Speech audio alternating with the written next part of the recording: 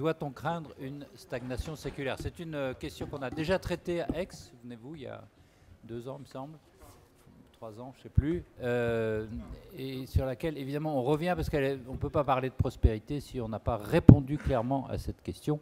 Nous avons 1h30 pour le faire. Je suis, moi, Éric Le Boucher, je suis éditorialiste dans différents journaux, fondateur d'un site slate.fr, et je vais immédiatement passer la parole au membre du cercle qui nous accompagne, André Cartapanis, qui va nous brosser intellectuellement l'enjeu de cet après-midi. À toi, André. Merci, Éric.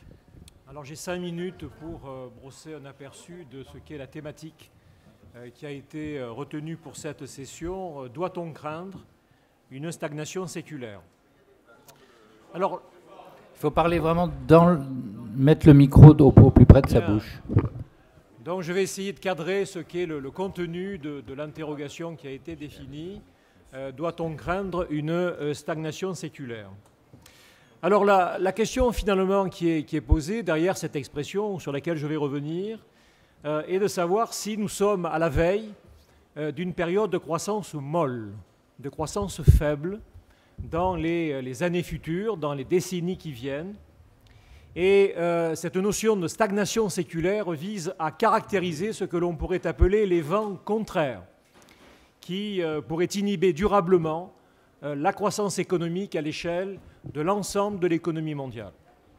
Avant de parler de l'avenir, peut-être faut-il préciser que depuis 1 an, l'économie mondiale se porte nettement mieux. La croissance qui est prévue par les grands organismes internationaux pour 2017 est de l'ordre de 3,5%. On était autour de 3% en 2016.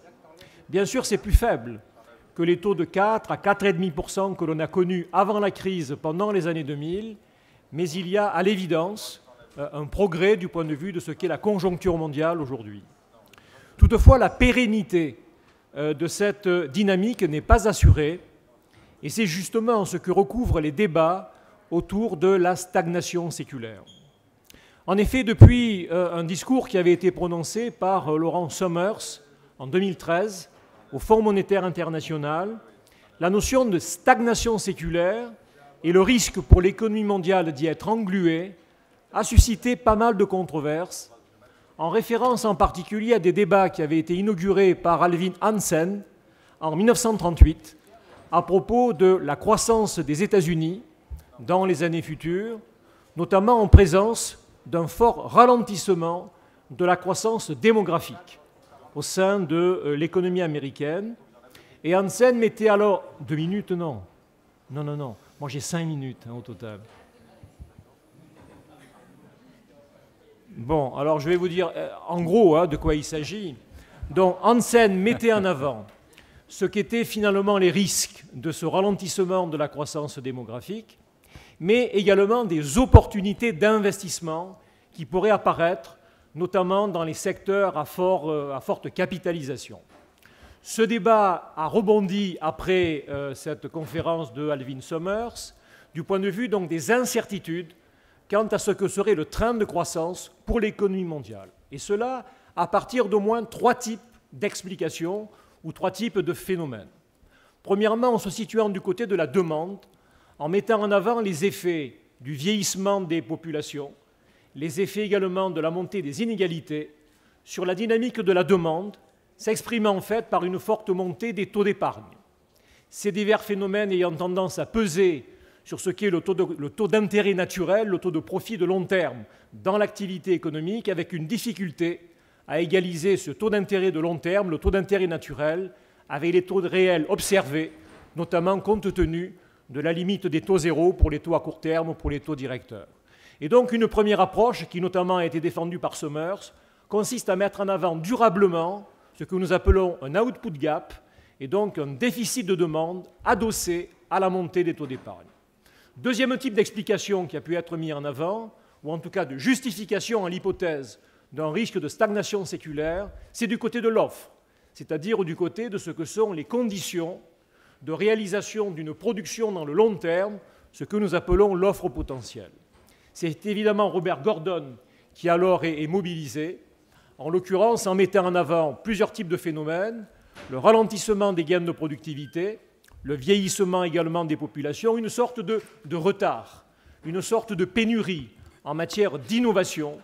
Et en tout cas, en constatant, comme l'avait fait Solow il y avait déjà plusieurs décennies, que les ordinateurs sont partout, sauf dans les statistiques de productivité.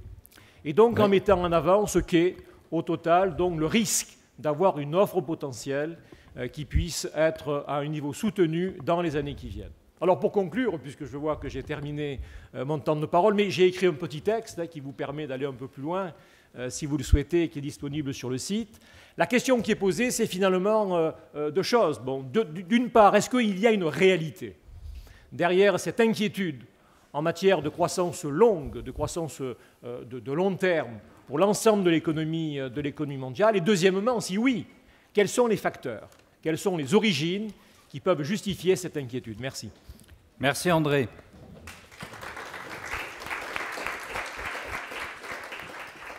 Alors, je vais vous présenter le Distinguished Panel qui nous permettra de répondre aux questions que vient de poser André, du moins d'essayer d'y réfléchir. Donc, je commence par Madame Vera Songwe, qui est économiste camerounaise et qui a travaillé longuement à la Banque mondiale et qui travaille actuellement à l'IFC, c'est-à-dire International Financement Institution, pour aider les pays à investir. Ensuite, Saïd Hamidi, qui est lui un investisseur, fondateur et président de la Plug and Play Technical Center, qui est une sorte de grand bazar technologique, qui est doté de beaucoup d'argent et qui a notamment investi, tenez-vous bien, dans PayPal ou dans Dropbox. Ensuite, le professeur Barry Eichengreen, qui était précisément l'un des grands spécialistes de cette réflexion, ou de la réflexion sur, entre autres, sur la stagnation séculaire. Il va nous en raconter toute l'histoire de l'idée, parce qu'effectivement, ça remonte à très loin. Yoram Gutgeld, qui est, lui, député italien et qui a été conseiller économique du Premier ministre italien, et qui l'est encore actuellement. Éric Labeille, qui est, lui, membre du comité exécutif mondial de McKinsey Global Institute. Et voilà, je crois que j'ai présenté tout le monde. Non, pas vous. Exact. Pas vous, pardon, je vous prie de m'excuser, vous étiez trop près. Et donc, alors vous êtes Yuan Ding, et après avoir été professeur, ce que vous venez de me dire, à HEC, donc vous parlez très très bien français. En fait, vous êtes maintenant à Melbourne, professeur. À Shanghai, après Melbourne. Décidément, je n'ai pas. Non, pas à Melbourne. Jamais. Bon, j'ai pas du tout mes fiches au point. Au China Europe International Business School, à Shanghai. Voilà, pardon, je vous prie de m'excuser. Et donc, je vais vous demander à chacun, au fond, parce que, comme l'a dit André, il y a deux camps. Il y a ceux qui croient à la stagnation séculaire, ce qui est quand même un gros problème quand on veut parler de prospérité pendant 2 jours avec vous. Si on est dans la stagnation, ça complique un peu le jeu. Il y a ceux qui y croient et ceux qui n'y croient pas. Alors, en un mot, je voudrais faire les deux camps ici, si c'est possible. Est-ce que vous y croyez à la stagnation séculaire? Après, vous aurez 5 minutes chacun pour expliquer vos arguments. Mais est-ce que dans quel camp vous vous rangez? In which side you are? Do you believe in it or you not believe in it? Secular stagnation. Alors, je vais commencer par vous, monsieur. Moi, je vais choisir le camp contre cette notion de stagnation séculaire. Contre. À vous, on va le prendre dans l'ordre. I am absolutely against circular stagnation. Go forward. Vera? I am against it as well. Pour l'instant. À vous, Saïd. Ah oui, je vous saute. C'est Yoram, pardon, oui. Well, I'll say this much. The ominous predictions of secular stagnation have been issued following every major recession. since the Great Depression. They all turned out to be false, and I think, I'm sorry, I was saying they were ominous predictions of secular stagnation have been issued after every major recession following the Great Depression. They all turned out to be false. And I think this time as well, the appropriate response would be to paraphrase a denial by Mark Twain of a 19th century fake news. There were fake news in the 19th century as well. Reports of my death are greatly exaggerated. Thank you. Barry, it's difficult for you to answer, but please, yes or no? Bonjour, mesdames et messieurs. The difference between Les Américains and the rest is we have PowerPoint. So I'd like, if management could put that up as they promised. No? No. No stagnation here. Can we do that? Voila. So this is the question we were actually posed with. Is weaker growth or secular stagnation related to lower productivity gains due to a slowdown in innovation, as suggested, for example, by Robert Gordon? And I assert that the answer is obvious. Next slide, please. You will have... next slide. Yeah, I'll only take 30 seconds. Can we see the next slide? Yes and no. Okay. No, go back, please. Go back. Didn't ask for another, thank you. Next slide, please. Next, yeah. I think that's the answer. Yes, slower productivity growth is widespread, and it is at the root of weaker growth. No, innovation remains widespread. We only have a problem translating it into growth. Eric? Je serais aussi du côté, on va dire, optimiste, dans le sens où on a effectivement un deuxième paradoxe de Solow, comme le mentionnait André, et je pense qu'on va de nouveau résoudre le paradoxe de Solow, je pense comme le dit peut-être mon voisin, et donc la secular stagnation, pour les 20 ans qui viennent, n'est pas d'actualité. Enfin, Saïd? Il a déjà dit. C'est vous alors.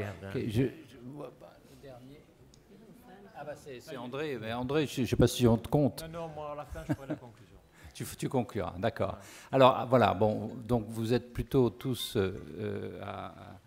contre cette thèse, enfin avec des nuances déjà. Alors expliquez-moi un petit peu comment vous voyez au fond la question de la croissance et cette question des gains de productivité.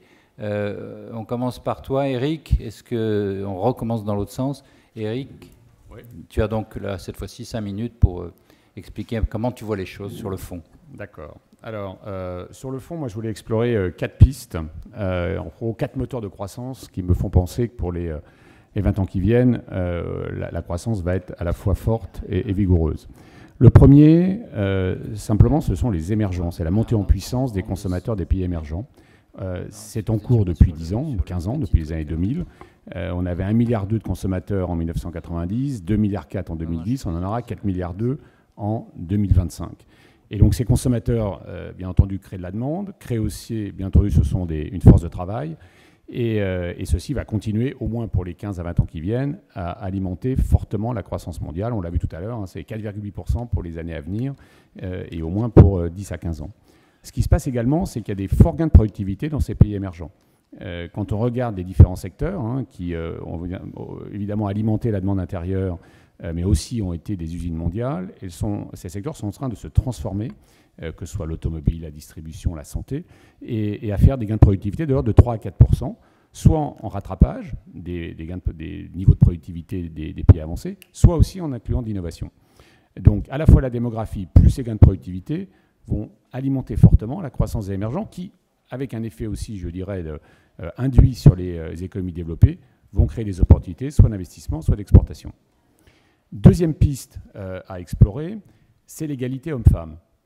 On sait tous, hein, 50% du monde sont des femmes, 50% des hommes, mais 37% du PIB mondial est produit par les femmes. On sait tous aussi que dans beaucoup des pays avancés, ça a été une des sources de croissance majeure des prochaines années. Ça va être aussi une source de croissance majeure, en tout cas un potentiel majeur de croissance pour les 15 à 20 années qui viennent. Simplement, si on aligne dans chacune des régions du monde, chacun des pays sur le meilleur de la région, on a à peu près 12 trillions en jeu de PIB, ce qui représente 10 à 15% du PIB mondial. Si on aligne sur les meilleures performances, on est à 28 trillions.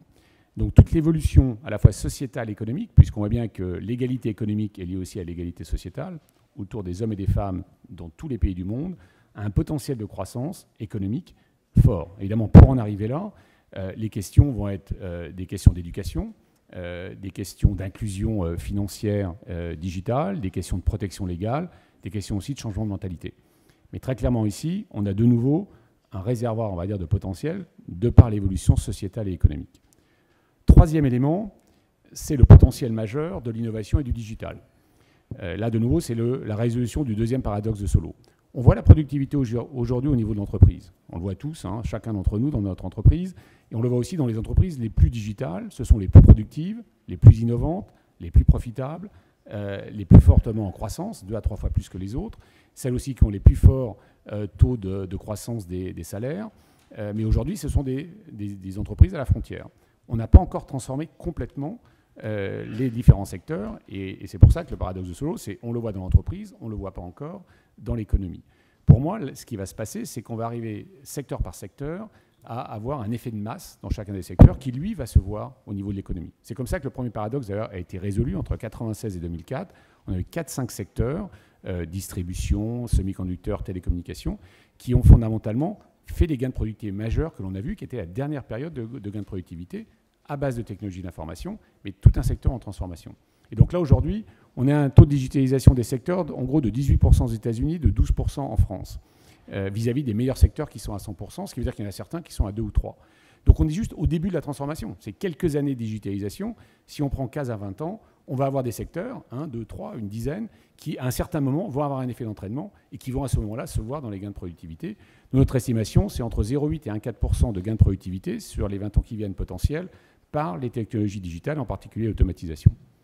Et mon quatrième vecteur et dernier élément, c'est même si on reprend les pays avancés, on a fait pas mal de travaux sur l'Europe, vous prenez tous les différents leviers aujourd'hui, en alignant les performances européennes sur le meilleur européen, on a 2 à 3% de croissance. D'ailleurs, on n'en est pas très loin, on doit être à 1,7, 1,8. Quand on interroge les patrons européens, ils voient 2% de croissance en Europe. Et donc là, la question est plutôt d'un effet de transformation. 75% de ces leviers sont dans les différents pays, 25% au niveau de l'Europe. Donc là, évidemment, équation d'alignement politique, équation d'évolution de la gouvernance de la zone euro, mais on a très clairement un potentiel à réaliser. Et pour ceci, dernier point que je mentionnerai, c'est d'arriver à créer un choc de confiance, l'implication des citoyens pour entraîner les 2 à 3% de croissance européenne. Donc ces 4 points-là produisent chacun des points de croissance qui, je pense, au moins pour 10 à 20 ans, vont alimenter une forte croissance mondiale. Merci Eric. Donc ça va se diffuser. Au fond, c'est un petit peu ce que le professeur Eschengreen nous expose dans son... c'était au tableau là. Just be patient. Professeur, how long will you have to be patient? 5 minutes, that's all I've got. If management could put up that same slide we were looking at before. Can we do that, please? That one is fine. And if they could advance the slides only when I ask them, please. So my point was that slower productivity growth is a fact. Innovation is an even more impressive fact. And our challenge is to reconcile the two. Next slide, please. We see the innovation all around us. I see these driverless cars on the road where I live on the edge of Silicon Valley every day. And you see the change all around you as well. Next slide, please.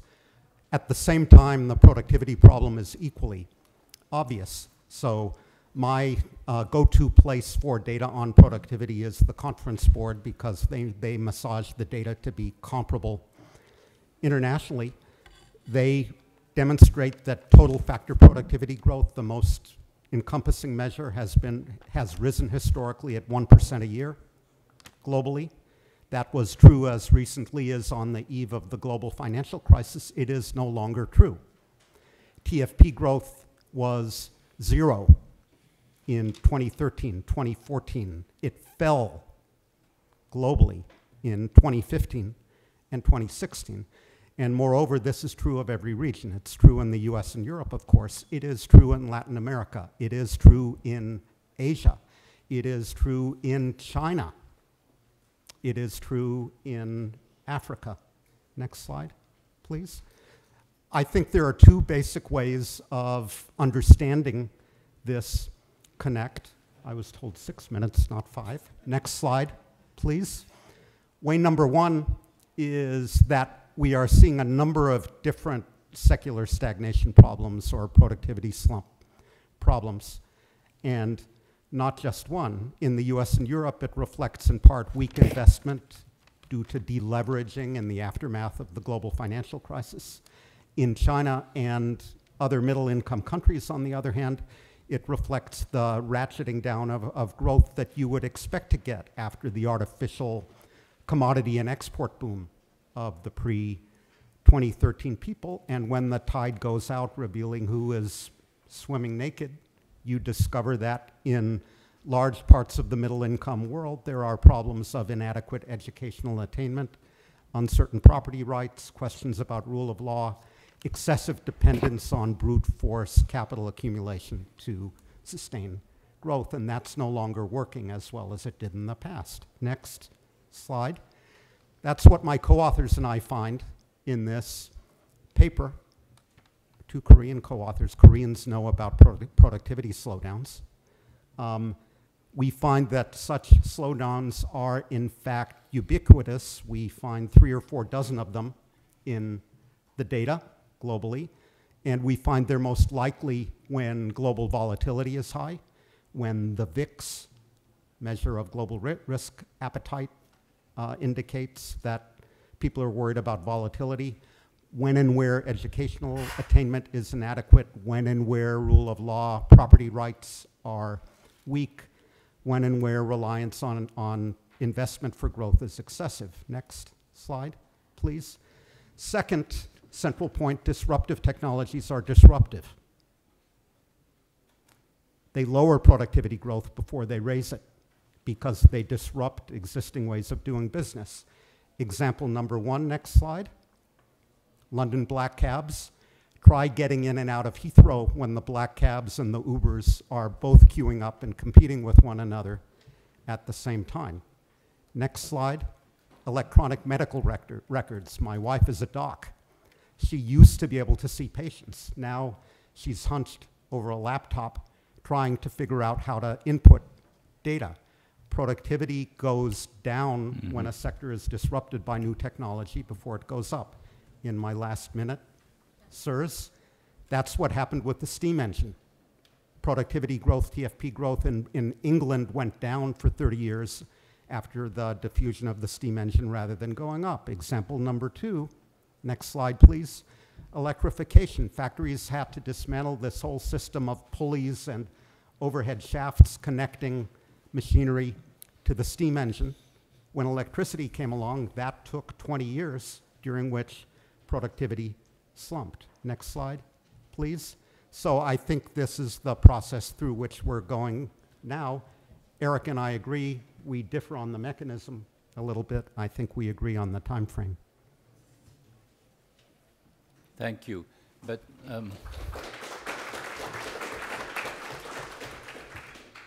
30 years for steam and 20 years for electricity, and how long for electronic internet and the technology we have now? How long will it take to have results on productivity, Professor? I am back to my question in the beginning. It's for you, Barry Asian Green, I'm sorry. My question was, how long do we have to wait? And you said 30 years for electricity, and where are we? I'm not sure. I think we're perhaps 10, 12, 13 years into the process if you date the most recent productivity slowdown and the current digital and gig economy to 2005 or so. History suggests you need 20 or 30 years in order to reorganize how firms recruit personnel, how they manage their labor force, how they think about programming investment. So I would say there is still a while before the process is complete. Mhm. Bon, voilà qui est un résultat prudent. Yoram, est-ce que ça va aller plus vite? Well, I'll try to take this discussion in a somewhat different direction. If you look at the data, what the data tell us is that overall world GDP growth and even per capita growth is fairly robust. We do have an issue with productivity. Now, of course, Professor Eichengreen is a much deeper expert on this, but I think part of the problem with productivity or slower productivity growth has to do with a mix. In other words, in the broader sense, and averages, of course, do mislead, we are seeing a growth in structural growth in service sector activity in the broader sense, and a slower growth or a slower share of manufacturing activity. Now, services, on average, again, averages mislead, have a 70 to 80% productivity relative to manufacturing. So part of what we are seeing is that mix issue. Now, is this a problem? It is. I think it is. First of all, it is structural, right? There's so many physical things we can buy. There's much more degrees of freedom of how many services we can consume. And it is a problem, so this will not go away. And it is a problem because, and it is a well-known problem, what we are seeing is, in all countries, certainly in advanced economies, is the following phenomena. We are seeing a small, growing, but inevitably small share of very highly paid service jobs, financial services, advisory services, and so on. A shrinking base of what used to be the core of prosperity, post-war prosperity, which is manufacturing jobs, and a growing share, inevitably growing share, of relatively lower paid service jobs. So what we are seeing, I think, is not so much secular stagnation, but we are seeing secular polarization. Secular? Polarization. There are the happy few and a big portion of population, perhaps majority, that is stressed, that cannot guarantee income, wealth formation, and of course has much more precarious jobs. So the question is, what do you do about it? Now, education will certainly help. Investment in things that promote high value-add activities will help, but they will not solve the structural problem. Which is why I think it is the duty of governments to deal with it. What you can do, partly to offset that, is to guarantee to the majority or to the big portion of population that will face lower wages and more insecurity, is first of all, high quality, possibly free public services, and secondly, exempt them as much as possible from income taxes, fiscal burden, right? They should keep as much as possible of what they earn. And that will require governments to become much more efficient. This is what the policy recommendation is. I can talk about what we've done in Italy. We've taken out, over the last 3 years, 30 billion in cost, almost 2% of GDP in cost. Reinvested it back in reducing taxes for low-wage earners, invested it back in improving service level. I believe that on a European basis, there is probably an opportunity north of 300 billion euros in improving efficiency. I don't know about France, but maybe France has some of those issues as well. And I think that's one of the major challenges that governments face going forward. And I think they should rise up to that challenge. It can be dealt with. Thank you.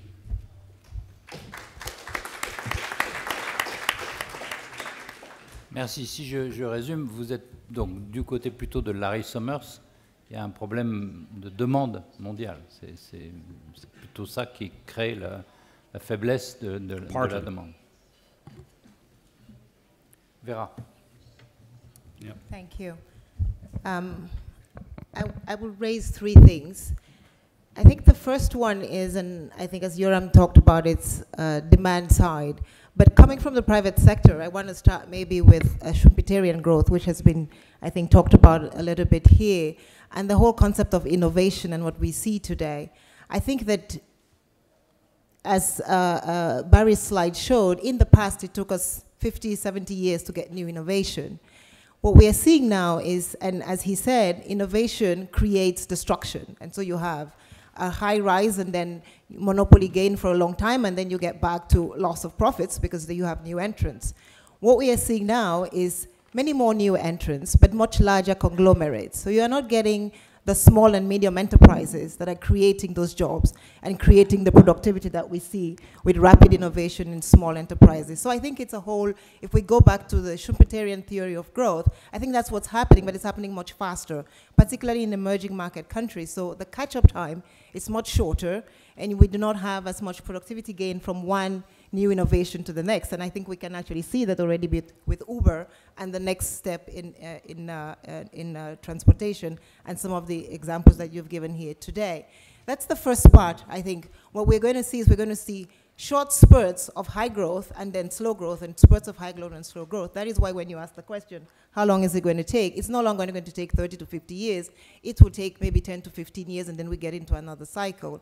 So I don't believe it's secular stagnation. The second point is when we talk about secular stagnation, and I think as Eric spoke about, are we talking about global growth or are we talking about Western growth? I think that there is indeed, and this is again where the innovation point comes into place, when you are at the edge of the technology frontier, then innovation is much more difficult. But when you think that 2/3 of the population of the world is still within the technology frontier and that there is a way to travel, and with global value chains increasingly becoming more global, I think we can begin to see that what we're missing is the policy solutions to ensure that those global value chains actually translate into better productivity at each node. The third thing that we see, and in the private sector in particular, is this question of savings and investment and why interest rates are so low. It's because there is now, after the last crisis, a search for safe assets. What do safe assets mean? Safe assets mean assets that you can liquidate really fast. We now know after the crisis that you don't want to hold assets that you cannot liquidate. And I think that looking for those safe assets, particularly in, I think what Eric talked about, the emerging markets, where we know that you need, in India, for example, $1 trillion more investment in infrastructure. In Africa, $1 trillion more investment in infrastructure. In most of the emerging world, $2 trillion more investment in technology. We do talk a lot about this technology, but we do need that. However, the policy environment in most of these places is not allowing for total factor productivity to continue to grow. It's growing. In China, it is growing, but it is now beginning to grow inwardly. So the demand side policies that are being put in place are not sufficient to allow for enough confidence in the markets and in private investors to come in at the rate and pace in which we see it. And what we are seeing, and there's a risk, my answer was yes, I do not believe in secular stagnation. However, there is one big risk, which is today, if we continue to have uncertainty in global policy, we may have a lot more cool down in growth before we see a rise in growth. And I think that that is the important thing.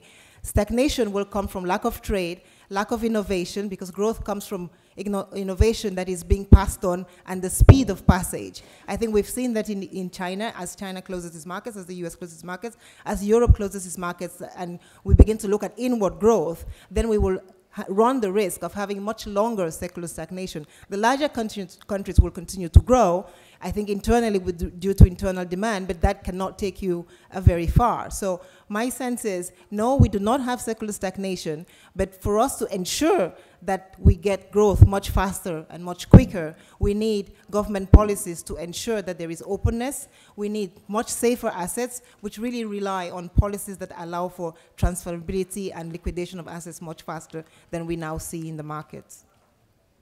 Merci Vera. Donc, pas encore de stagnation séculaire, mais ça pourrait arriver si les politiques sont mauvaises, c'est ce que je comprends, et elles risquent de l'être si les économies s'enferment. Alors, continuons le tour de table de départ. On a la chance d'avoir, si je puis dire, quelqu'un de l'innovation. Donc c'est le métier qui a participé à beaucoup d'innovations très importantes. Donc on a vraiment envie de vous poser des questions sur cette innovation. Pourquoi, à votre avis, elle ne se voit pas dans la productivité?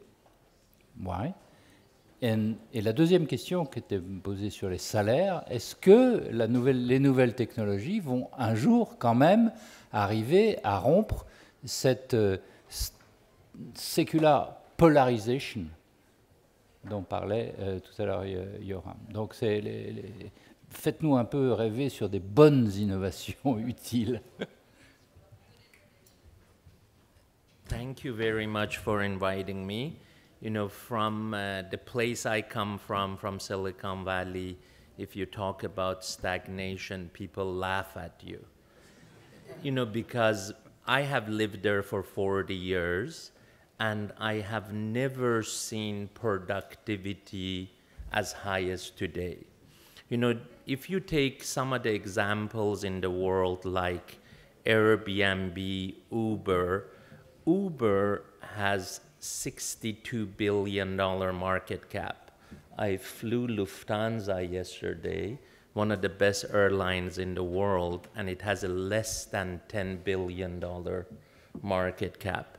So you have to kind of say why Silicon Valley has been able to have high productivity, high technology, and I believe all is based on the culture and innovation and entrepreneurs. So I kind of feel I like to give a couple of slides of plug and play to kind of explain how, if you create innovation platforms, you could increase productivity, communication, salaries, and everything. And I think we can learn from Silicon Valley. So go to the next slide. If we can go to the next slide. Now I see what Professor Barry had in mind. Yeah, voilà. Perfect. So we feel innovation should be open and it should be everywhere. Like we have been able to create innovation platforms in Europe, in Paris, in Germany, in Berlin, in Stuttgart. Go ahead to the next slide. We were just lucky enough to be on the path of Logitech being built as a great company, PayPal being built as a great company, and Google. And the danger is interesting because it was the first smartphone that Andy Rubin started. And even though it was sold to Microsoft for $500 million, it was a failure. And the same person, Andy Rubin, launched Android inside Google. And I believe this device has increased my productivity by 5x. And we just need to take this digital transformation to the industrial world, like Industrial 4.0, to increase productivity. Go to the next slide.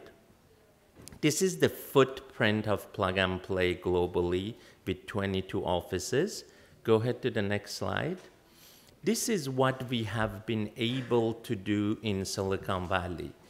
We have been on the path of more than 7,000 startups, and we have invested in 700 of them. Go to the next slide. This is like in the center of our universe is the entrepreneur. We try to connect the entrepreneur with everything they need, not only in Silicon Valley, but in Paris, in Stuttgart, in Beijing, etc. Go to the next slide. This is some of our investments. Again, if somebody would say Dropbox, Arash, and Drew, when they did this file sharing program, Dropbox, have not increased productivity, I would say they are wrong. Go ahead to the next slide. We try to have a digital transformation in these disciplines, insurtech, fintech. We think the insurance business and the banking business is ripe for total disruption and digital transformation. And go ahead to the next slide. I will finish with the way we find our entrepreneurs. We look at 1,000 entrepreneurs to choose 20 that may change our life. Go to the next slide. This is what we have been able to do in Stuttgart with Mercedes. Go ahead. This is some of the discipline areas. Next slide. I want to stop at this. We feel if you connect the entrepreneurs, the institutions like we are sitting in right now, the universities, and with venture capitalists, and with corporations, you could build productivity and the future together. And that is all starts with the right attitude and the right culture.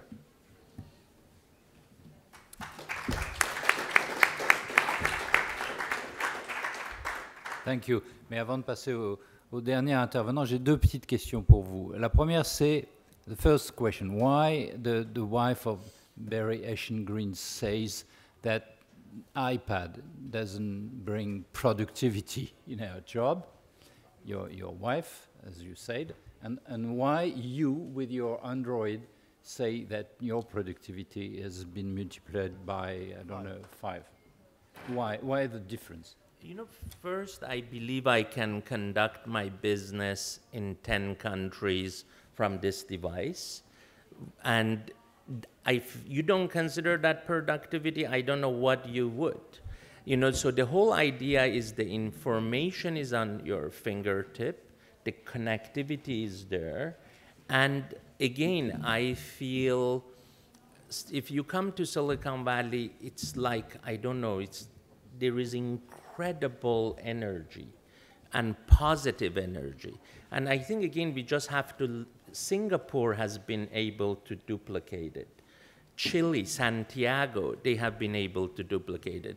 So I think my father used to say, if you focus on the positive comes. And if you focus on the negative comes. Unfortunately, a lot of economists just focus on the negative. Barry, vous vouliez intervenir sur le... I think that was my cue. I would say to Saeed, we don't care about your productivity as an entrepreneur. We don't care about my productivity as a professor. We care about the economy. Don't be distracted. Your appliances make me incredibly more productive as a professor. I use PowerPoint. I used Dropbox in my hotel room this morning, and I could get a lot more work done than I used to be able to get done in Provence. But if you're part of a network, an organization that's big and dispersed, bigger than the one you showed us just now, you have to coordinate a shift to a new technology and adapt the whole organization. Let's give that organization a name. We'll call it the economy, to operate more effectively with that new technology. Different medical firms do not use the same platform. They have not converged on a single technology. Their data are not interchangeable. The efficiency of data dissemination within medical care in the United States has gone down with the partial incomplete transition to electronic medical records. They are still faxing prescriptions to pharmacies. This is the one use of the fax machine I'm aware of in calendar year 2017. So there's still, you know, Silicon Valley is the paragon of efficiency, no doubt. But if we concern ourselves with the world economy, there's still big problems out there that have to be solved by organizations from corporations to NGOs to governments. Thank you. Do you want to answer to just now? Yes, I totally agree with the electronic records. It has been total mess, but finally it will be solved. And maybe we are in that nomad land right now.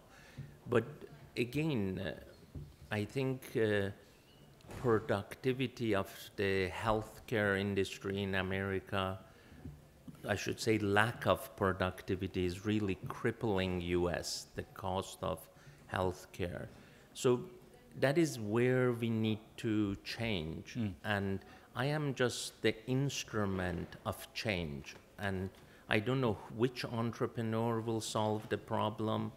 We were involved with a health record company that Apple bought, and now they want to make a better platform, hopefully similar to iPhone. Thank you. I keep my second question for on wages a little bit for later. But on va passer à la dernière intervention, celle de Yuan. Comment vous voyez la question de la stagnation séculaire? So first of all, I'd like to follow the suggestion from Eric to do my speech in French because it's much better pass. So je vais parler en français. Donc ça fait 11 ans que j'ai démissionné HEC Paris pour aller à China Europe International Business School, une école cofondée par l'Union européenne, le gouvernement chinois à Shanghai, donc maintenant qui est considéré comme le numéro 1 en Asie. Donc je suis très content de retrouver le monde académique en France, donc de parler un peu les perspectives de la part de l'Asie, notamment de Chine. Donc déjà, pour être le dernier dans l'intervention, c'est très dur parce que la plupart des choses sont déjà parlées. Mais plus j'écoute, plus je suis dans une confusion parce qu'on est en train de parler des choses vraiment différentes. Parce que dès le début, quand j'ai eu le sujet, c'était quand on parle de la stagnation séculaire, c'était plus un sujet de croissance économique. Et après, on parlait beaucoup de gains, de perte de vitesse dans l'amélioration de la productivité. Donc, c'est deux choses complètement à part. Même dans la stagnation séculaire, et on n'a pas défini la zone géographique. Parce que si on parle de la stagnation séculaire vis-à-vis des Japonais, ils sont déjà dedans depuis 30 ans. Voilà. Et là, ça passe tout doucement sur le continent européen, peut-être tout doucement même aujourd'hui sur la Chine. Donc, il faut vraiment définir déjà la zone. Donc, moi, je vais essayer de faire mon intervention plutôt avec une perspective géographique. Donc, ce qu'on a constaté comme un ralentissement économique, bien sûr, c'est à cause de la crise financière. Au bout de quelques années après la crise financière, on est tous devenus un peu impatients parce que la croissance ne revient pas. Donc tout d'un coup, on a commencé à développer cette idée de stagnation séculaire. Mais si on suit vraiment la thèse de Gordon, et finalement cette perte de productivité est depuis au moins 3 décennies. Mais nous, on a commencé à parler de cette stagnation séculaire depuis peut-être à peine 5-6 ans. Donc, il y a un problème. Donc, pourquoi on avait déjà une croissance qui était beaucoup plus soutenue avant la crise financière, mais même dans une situation où la productivité, le gain de productivité n'était plus là, selon Gordon. Donc, si on regarde de fond, il y avait un moteur de croissance pendant une génération, un moteur de croissance, un moteur d'offres mondiale qui vient de l'Asie. D'abord avec le Japon et la Corée du Sud, et puis plus les 4 dragons qu'on a parlé, et puis bien sûr, c'est le gros point, c'est la Chine. Et donc, ça crée un formidable gain lié avec logistique et supply chain. Donc, il y avait très peu d'innovation, mais c'est vraiment une répartition de travail géographique dans le monde, beaucoup plus rationnelle, bien sûr, grâce aussi à un coût de transport qui est peut-être sous-estimé à cause des émissions de gaz, etc., etc. Donc, on a créé une situation de surinvestissement en Asie, grosso modo, et une surconsommation aux États-Unis soutenue par la dette et un peu en Europe aussi. Et là, tout s'effondre avec la crise financière. Donc, là, on est dans une situation beaucoup plus compliquée. On voit donc la croissance en moyenne, comme on a cité, c'est 1 point ou demi-point moins qu'avant la crise. Mais si on enlève le ralentissement aux États-Unis et en Chine, grosso modo, ça reste le même. Finalement, c'est l'effet de ralentissement, les 2 plus grands économies du monde, qui a créé cette situation de ralentissement. Donc, pour terminer, il y a 2 points. Premier point, est-ce qu'on peut aller dans les nouveaux territoires, les nouvelles frontières, c'est-à-dire est-ce que l'Afrique va venir enfin, ou l'Inde aussi? Donc là, du coup, on parle plus des infrastructures à la fois dures, c'est-à-dire des routes, des chemins de fer, des aéroports, des stations d'énergétique, etc., etc. Il y a aussi, bien sûr, l'infrastructure soft, c'est-à-dire l'amélioration des... quand les collègues ont déjà cité, le coût de transaction, etc., etc. Mais, donc, je vais pas finir en conclure, mais finalement, est-ce qu'on a eu un bon débat?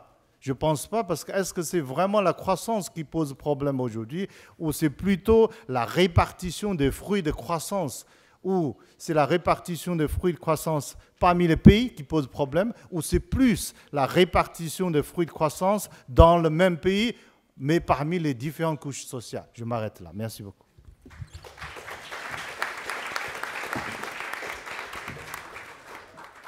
Merci beaucoup. Mais alors, comme on est dans une université, qu'on fait du travail très académique, il faut quand même qu'on soit précis sur les questions. Donc, vous nous dites, en fait, quand on regarde les réponses géographiques, ça tue la question. Bon, alors moi, je me tourne vers Eric Labaye et vers le professeur Einstein-Green pour savoir si vous avez raison ou pas.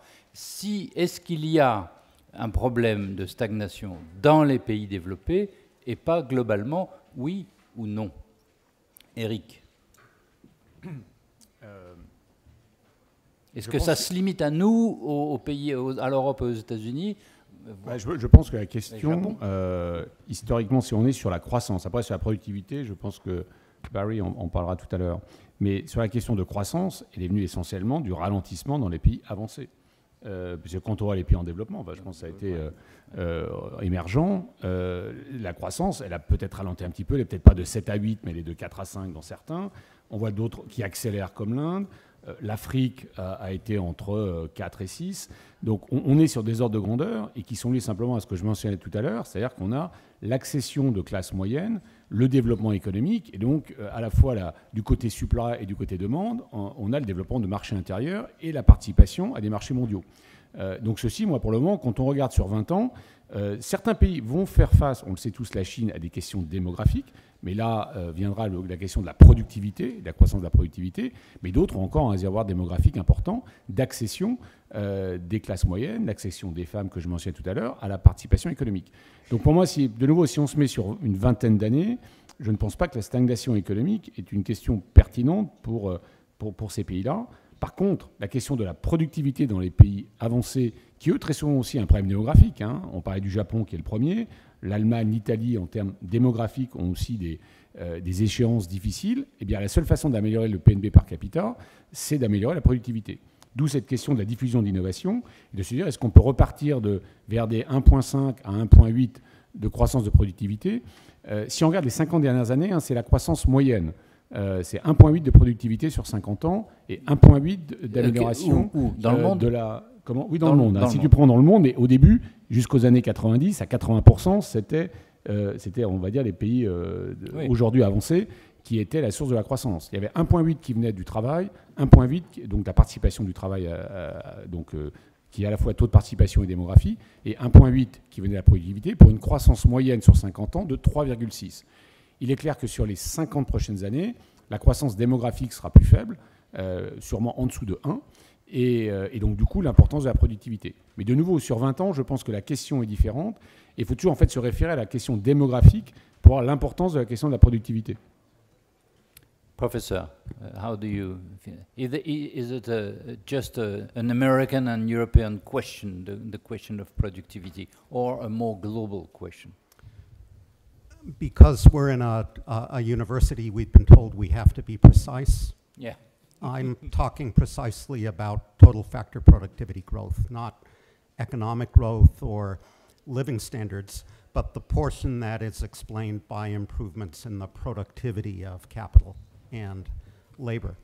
So if you look at the data, if memory serves, there are exactly 2 countries of non-negligible economic size, as covered by the Conference Board, in which productivity growth so measured rose rather than falling in the last 2 years.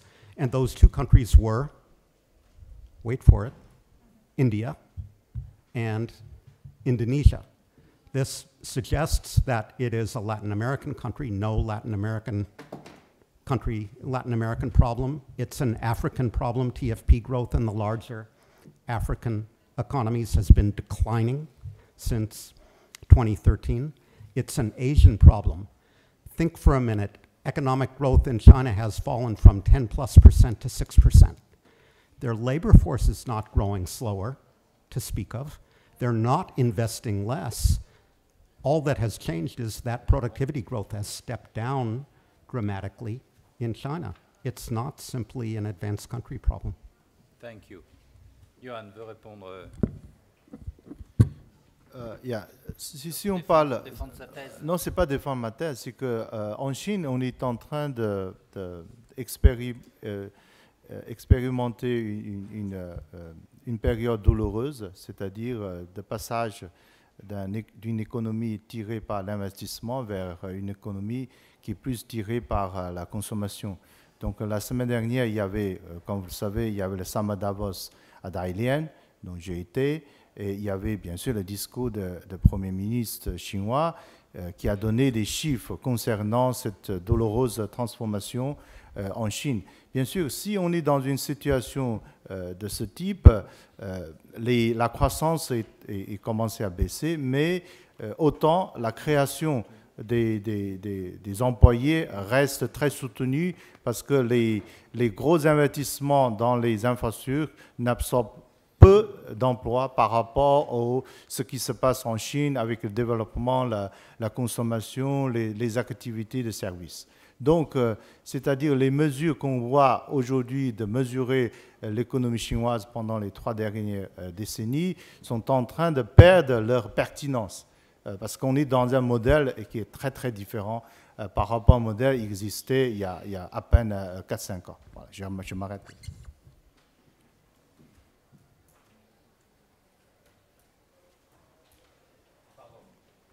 Vera, vous vouliez répondre aussi un peu sur parce que vous partagez le même avis que Yuan en fait.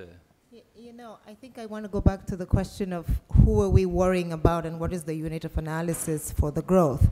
If we go back to the unit of analysis being the global unit, then I think the question is how quickly is innovation transmitting from those that are at the production frontier to those that are behind. And I think when you look at countries like Morocco, and I bet I want to submit that they have been in the last 5 years having huge and rising productivity growth. I think in some countries, and if we go back to the African continent in particular, you have 2 or 3 countries, South Africa, Angola, and Nigeria, that have suffered because they're commodity-destined countries. But when you look at a country like Kenya, that is on the edge of the innovation IT frontier, they're growing at 6.7% today. When you look at countries like Senegal, they're growing at 6.3% today because the service industry is becoming a lot more productive. So I think that if we slightly disaggregate some of the productivity, if that's what we're talking about here, you may see that in Africa, productivity growth in the agriculture sector is lagging behind, but productivity growth in the service sector is going quite high. And so then the question becomes, do we say that there is secular stagnation on the continent because one part of we are actually living through this transition from an agricultural-based economy to a service-based economy and to an industrial economy? And so again, the question I think, we are talking about if the unit of analysis is the economies, we are seeing growth in the emerging countries, even in those that are slowing down. I think we've mentioned India, we've mentioned Indonesia, we can look at Pakistan, we can look at Poland, where we are seeing a lot of growth in the emerging economies. The question then is how much policy can we, and I want to go back to this policy stance, is it a demand policy stance where we continue to do tax reforms, or is it a supply policy stance? And I think, and I submit that for emerging markets, you do need a lot more of a supply stance because you need a lot of investment in infrastructure, in technology to accelerate productivity that we are not seeing today. So that would be my, and this is slightly contrary to what Larry is saying, which is more of a demand side. I think you need almost both to make it happen simultaneously and in a much faster time frame. Merci beaucoup. Je ne vais pas clore encore parce que j'ai promis une question sur les salaires. Mais tout le monde a compris qu'on pourrait évidemment continuer cette discussion encore très, très longtemps. Alors, les salaires, c'était la question, on a changé de formule, de secular polarization, que je trouve très bonne comme formule. Alors, donc, je vais vous reposer la question. Quand allez-vous fabriquer des innovations qui augmentent le salaire de tout le monde?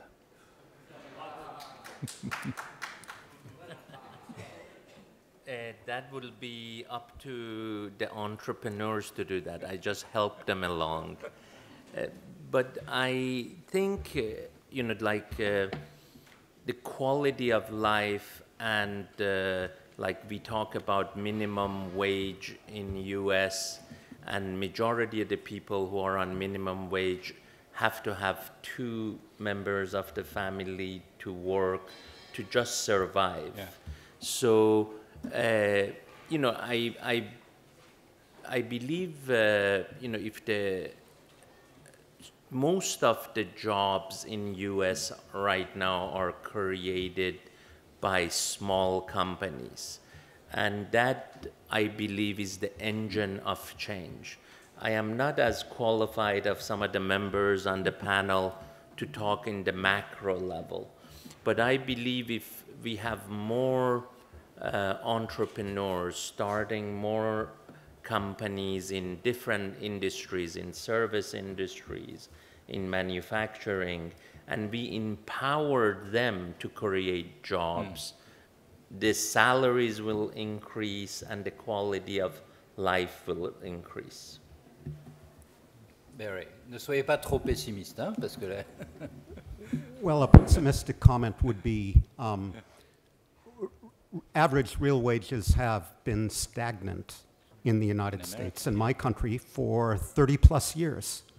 So this is not a problem that we are going to solve in the course of one presidential administration. We can certainly make it worse in the course of one presidential administration, but to make it better, there has to be more investment in artificial intelligence relevant education and training. There need to be stronger trade unions, which we once had in the United States, and there needs to be regulation of sectors where we see high market cap, not because of productivity, but because of market power and rents. Merci. Oui, bien sûr. Yeah, I also like to add, maybe I go back to French. So, je voudrais aussi ajouter un point sur ce débat qui est très important. Il y a quelque chose de fondamentalement différent, c'est-à-dire on parle toujours de l'entrepreneuriat qui est très important, mais le modèle que la nouvelle génération des entrepreneurs sont en train de développer, on parle de Silicon Valley bien sûr, mais on parle aussi de Shenzhen ou Hangzhou en Chine, ce sont des modèles plus des concentrations de pouvoir de négociation et des modèles de monopole via des plateformes digitales. C'est-à-dire, on est en train de créer une inégalité dans la redistribution des richesses. Donc, il y a toujours un critère qui est très facile à utiliser pour mesurer l'effet social d'une société, c'est de prendre la market capitalization, la capitalisation boursière de la société, divisée par le nombre des employés vraiment embauchés par l'entreprise. Si ce ratio est très faible, comme Walmart, c'est un égalisateur de la société, parce que ça va créer une masse très importante on dit de la classe moyenne, mais si dans un cas contraire, malheureusement dans la plupart des cas sont des cas contraires, c'est plus un facteur de concentration de richesse, c'est-à-dire on va créer de plus en plus des gens nommés joliment freelancers, mais en réalité c'est des laissés pour compte, c'est ces gens-là qui supportent tous les coûts variables et qui ont un gain très très petit, surtout quand le système il est rodé. Pas forcément au début.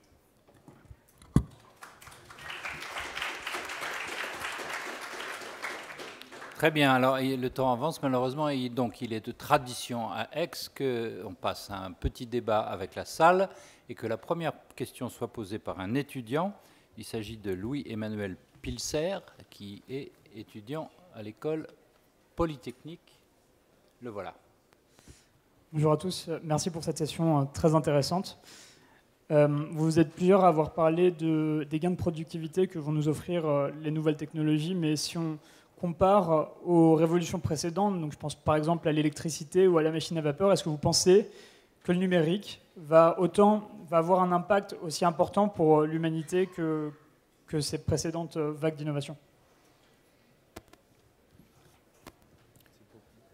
Yes, who wants to answer?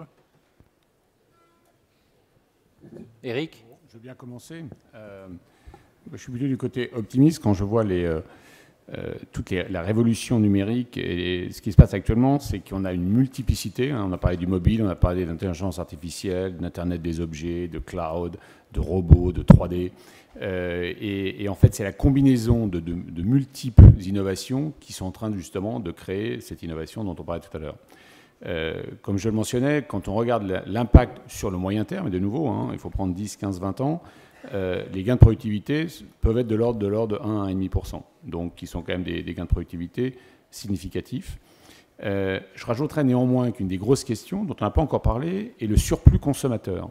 Le surplus consommateur, parce qu'une bonne partie des améliorations de l'innovation n'est pas monétisée en fait. On ne voit pas dans la productivité parce qu'en fait c'est passé au client, ou passé à l'utilisateur. Et par exemple, on a quantifié simplement le fait de l'e-commerce par le mobile, par l'Internet, l'accès à des nouveaux, justement à des plateformes, etc. C'est de l'ordre de 500 € par an de surplus consommateur. Donc c'est pas un gain de productivité, c'est pas un gain monétaire, mais enfin c'est un gain de sens. On n'a pas dépensé 500 € de plus. Donc quand je vois à la fois l'aspect surplus consommateur, la combinaison de toutes ces innovations, je pense qu'on n'a pas encore vu la moitié du cas du potentiel de toutes ces innovations. Donc voilà, donc je suis plutôt du côté optimiste. Alors je ne sais pas si ce sera au niveau de la révolution électrique, mais en tout cas, c'est en train de transformer en profondeur les modes de travail. C'est aussi, on le voit tous les jours. Donc mode de travail, le rôle de la personne et l'interface avec les clients. Donc moi aussi, je vais répondre à Louis Emmanuel, c'est ça? Oui. Donc avec deux exemples très concrets. Donc déjà, je vous donne la conclusion. C'est sûr, il y aura le gain de productivité qui sera, la visibilité sera accélérée parce qu'il y a eu un effet d'accumulation. Mais est-ce que pour l'être humain, ce sera une bonne nouvelle? Ce n'est pas sûr. Voilà. Donc ça, c'est la conclusion. Deux exemples. Premier, donc j'ai été à Shenzhen, donc le berceau d'innovation en Chine. J'ai visité une société qui aujourd'hui travaille énormément sur l'intelligence artificielle et les traitements robotiques pour les call centers, les centres d'appel. Et le cas, il est réel. Il y a la 5e banque en Chine, ça s'appelle China Merchant Bank. Ils ont réussi à réduire le nombre de personnel dans le centre d'appel de 15 000 à 500, voilà, grâce à le système qui est développé par la société, parce que 94% des appels sont traités par l'intelligence artificielle. Il ne reste plus que 6% qui doit coller sur les personnes traitées. Premier exemple. Deuxième exemple, une société qui est encore plus connue ici en Europe, ça s'appelle Huawei. Quand on parle Huawei, bien sûr, on parle beaucoup de télécommunications. Maintenant, pour eux, le point de croissance n'est plus la télécommunication parce qu'ils occupent déjà 37% de la part du marché mondial. Donc, le point de croissance se trouve dans les mini-réseaux pour les entreprises. Et ils ont développé une machine de branche de banque qui remplace une machine qui remplace une branche de banque pour 98% des traitements. C'est-à-dire qu'il y aura aussi des layoffs massifs chez les banques, très prochainement. Ou Vera. My sense is, I think what we are seeing is that you're going to see productivity increases, but the disruptions are much smaller. The second part, and I go back to this, is about the presence of monopolists. and how long they exist. And I think that what we need to do is find, and I think that Europe is leading on this with, you know, the big Googles of the world. I think when you look at Jack Ma and what Jack Ma is doing, it's really creating jobs at the lower level. And so contrary to the explanation, I take an example of Ghana. Ghana just recently moved to a cashless society because they wanted to use credit cards. But credit cards are obsolete next year. So in some sense, that is the pace of innovation that is happening. The question then is, if one company is running the obsolete cash system, Citibank or Visa, then you don't get this creation of jobs that comes with productivity increases. And I think that is that intersection that we may not see quickly enough. Merci. Yoram, très court, si c'est possible, parce que je voudrais quand même poser une question, que la salle pose une question à vous. Yes. Yeah, I'll just say two. On the macro. Sorry. I'll just make two very quick comments. The first is that the past is already difficult to predict. don't even try it for the future. And the second comment is that I think, generally speaking, adoption of innovation is not linear, and the effects it does is not linear. Look at the pace by which the code of the DNA has been deciphered. If you looked, it took them, I think the whole project was 12 years, and the first 8 or 9 years they got through maybe 5%, because it goes that way. It's exponential. And I think that's typical of innovation, which is why it is very difficult, I think, to foresee how those things will evolve. Alors, qui veut poser une question? Aïe, il y en a 3. Vous avez un micro proche de vous? Où est-ce que, mademoiselle, vous pouvez passer le micro? Il y en a un.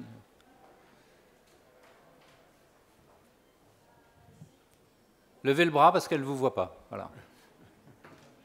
Ah, mais choisissez, mademoiselle, c'est très bien. Voilà, le plus près. Bonjour. Bonjour. Une question, hein? Working? Yeah.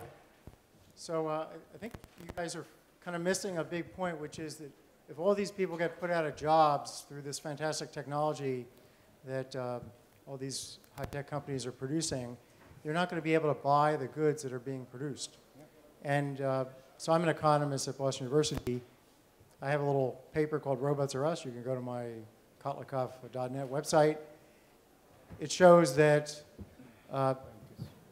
you can have a process of technological change that is labor substituting, and then the workers are out of work or out of good work. They don't have the wages to save. So over time, you actually have better technology but less capital, and the entire economy is worse off in the long run. So the technological process that we had in the past, 100 years ago or 50 years ago, is not necessarily what we're having now.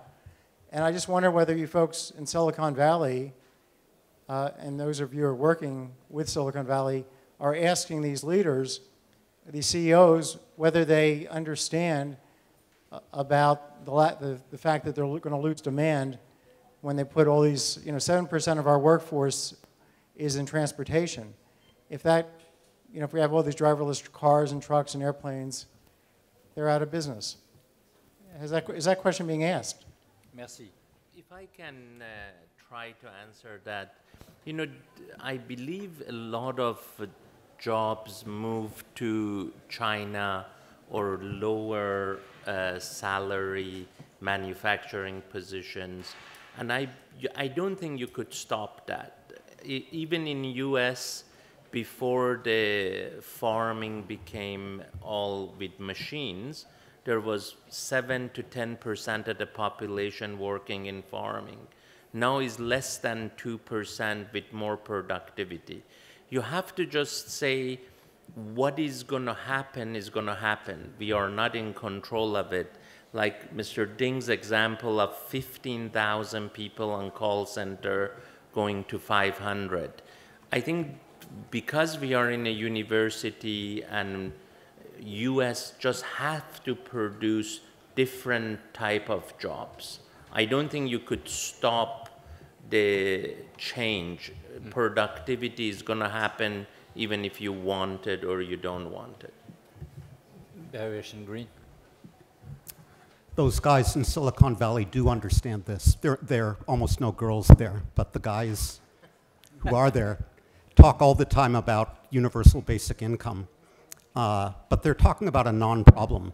There's more than one model of this process, and my preferred model, Larry, is one in which for every job that can be taken over by artificial intelligence, there's another job for a home health care worker who can't minister to the personal needs of my elderly mother in the same way that the robots being developed by Honda, I think it is, to try to take this on can. So I think jobs will be destroyed, other jobs will be created, and we have to train people in the interpersonal skills, the empathetic skills, the other skills they're going to need to do well and productively the things that the robots cannot. Thank you. Peut-être juste une toute petite question, s'il en reste une, là-bas, le...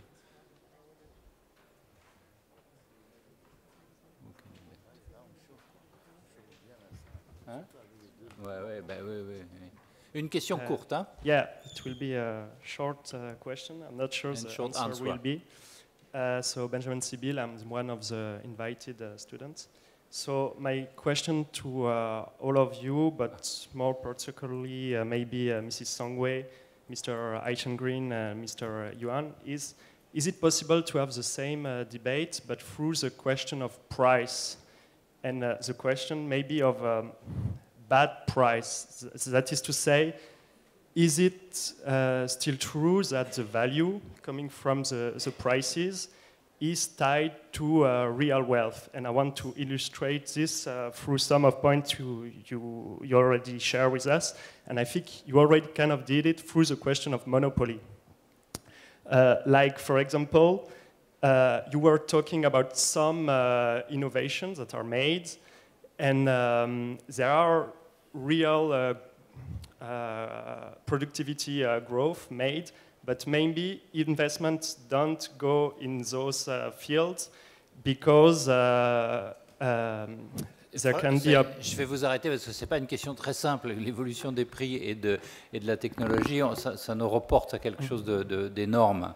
Donc je veux bien que vous discutiez de la réponse avec chacun d'entre eux, mais je pense que ça nous pardon, mais vous voyez, ça nous ouvre un autre champ académique de réflexion. Et donc je vais, pardon. So maybe if I rephrase my question is like what I said, is value coming from the prices still tied to wealth? And if not, could it be the problem that we have decreasing productivity growth because of bad investment, both in capital and in human? Qui veut répondre alors?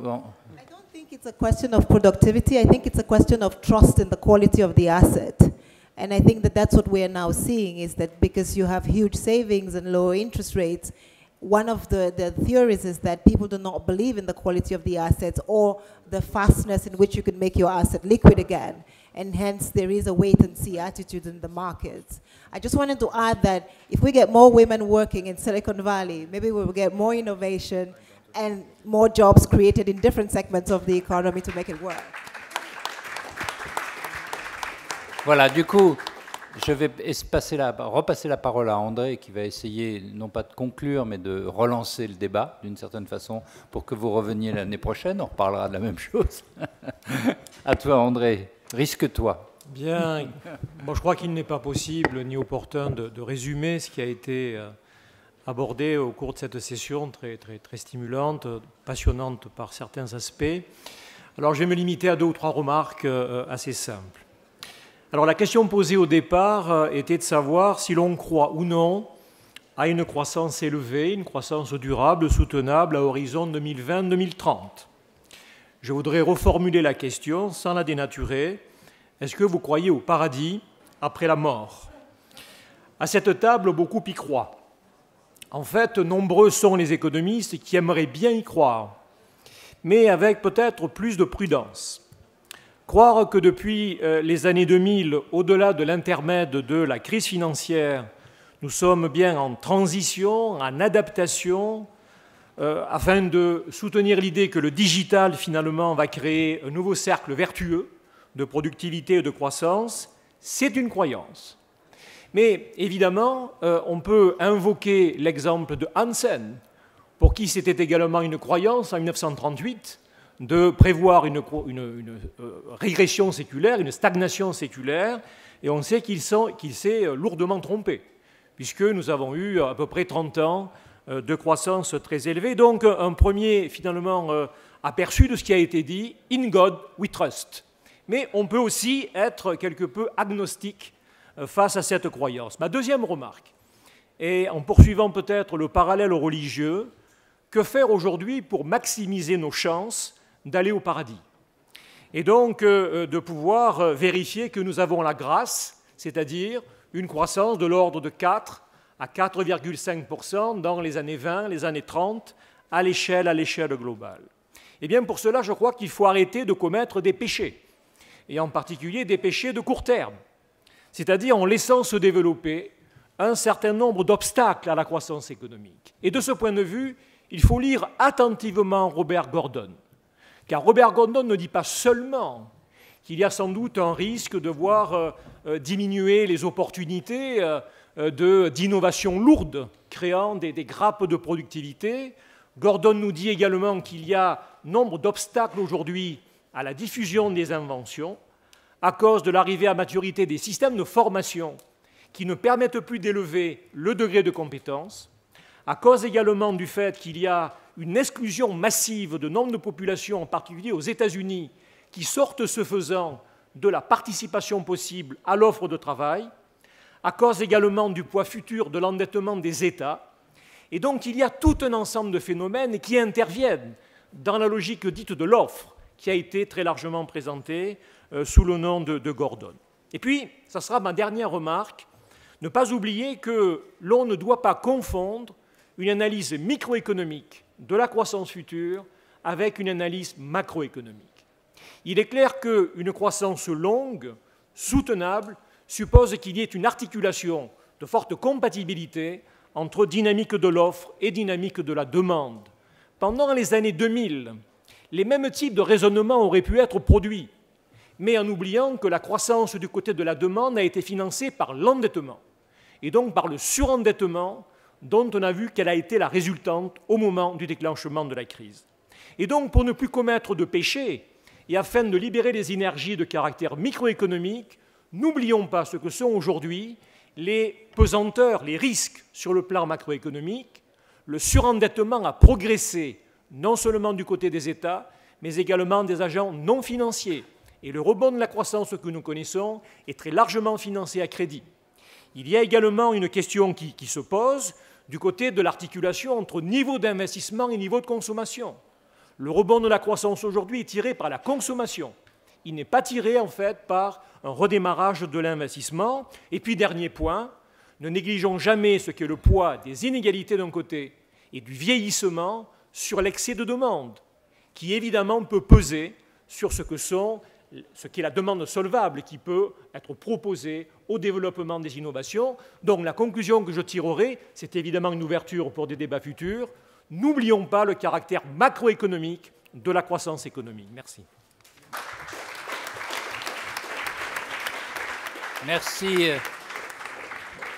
Merci André, merci Madame, merci à messieurs tous d'avoir participé à ce panel qui s'arrête là.